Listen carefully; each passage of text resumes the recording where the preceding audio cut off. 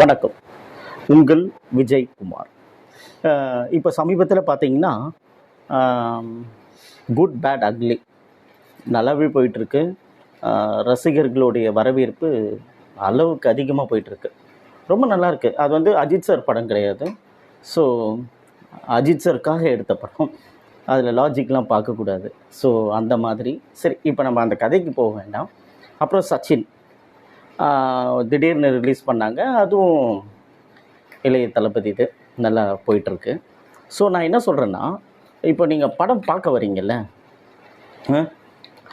படம் பார்க்க வந்துட்டு சச்சின் ரிலீஸ் ஆகுது. அதே தியேட்டரில் ஜிபியு குட் பேட் அக்லி இல்லையா, அதுவும் ரிலீஸ் ஆகுது. ஸோ நான் என்ன சொல்கிறேன்னா, சச்சின் வந்ததுனால ஜிபியு எடுத்துட்டாங்க. ஸோ சச்சின் அந்தளவுக்கு இதெல்லாம் எதுக்குங்க? அதுக்கப்புறம் வந்து தேவையில்லாமல் வந்து கங்குவா அந்த படத்தையும் வேறு கிண்டல் பண்ணுறீங்க. அதை விட மோசமான படம் உலகத்தில் எதுவும். இதெல்லாம் எதுக்கு? ஸ்க்ரீன் ப்ரெசன்டேஷன்னா என்னன்னு தெரியுமா உங்களுக்குலாம்? ஒரு கேமரா முன்னாடி எப்படி உட்காரணும், எப்படி பேசணும், அதெல்லாம் எவ்வளோ கஷ்டம் தெரியுமா? ஒரு வயிறை குறைக்க முடியாதுங்க. ஒரு ஸ்க்ரீன் ப்ரெசன்டேஷனுக்கு அவ்வளோ முக்கியம் இருக்குது. அவங்களாம் எவ்வளோ டயட் இருக்காங்க தெரியுமா? நம்மளாம் நினச்சிட்ருக்கோம் நிறைய காசு வச்சுருக்காங்க, நிறைய வாங்கி சாப்பிடுவாங்க. அப்படி கிடையாது. அப்போ தான் கடவுள் அங்கே செக் வைக்கிறாரு.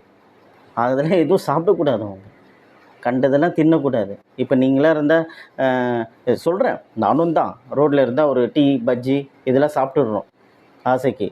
அவங்க அதெல்லாம் சாப்பிட மாட்டாங்க. புரியுதா? ஒரு படத்தை வந்து பார்த்தீங்கன்னா என்ஜாய் பண்ணுங்கள், சந்தோஷமாக இருங்க. அதை விட்டுட்டு கங்கோ மோசமான படம் அந்த மாதிரி படத்தை மாதிரியே இதெல்லாம் சொல்லக்கூடாதுங்க.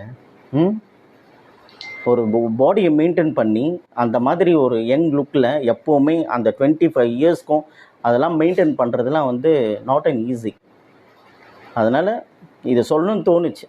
ஏன்னா ஸ்க்ரீன் ப்ரெசன்டேஷன்றதுலாம் வந்து அதெல்லாம் ஒரு நேச்சராக அமையிறது. ஓகேங்களா? அதில் பேசுகிறது, அந்த டைலாக்ஸ் டெலிவரி இதெல்லாம் ஈஸி கிடையாது. நான் மோர் தென் அந்த ஹெல்த்து, அந்த பாடி அதெல்லாம் மெயின்டைன் பண்ணணும். அப்போ தான் அந்த ரீச் கிடைக்கும். சும்மா வந்து அப்படியே ஆக்டர் மனோஜ் அவர்கள் சொன்னார், அவர் கடைசியாக பேட்டியில், உட்காந்து கமெண்ட் அடிச்சுட்டு போயிடுவீங்க. உட்காந்து பாதிக்கிறது யார் தெரியுமா? பணம் போட்டு பணம் எடுக்கிறது.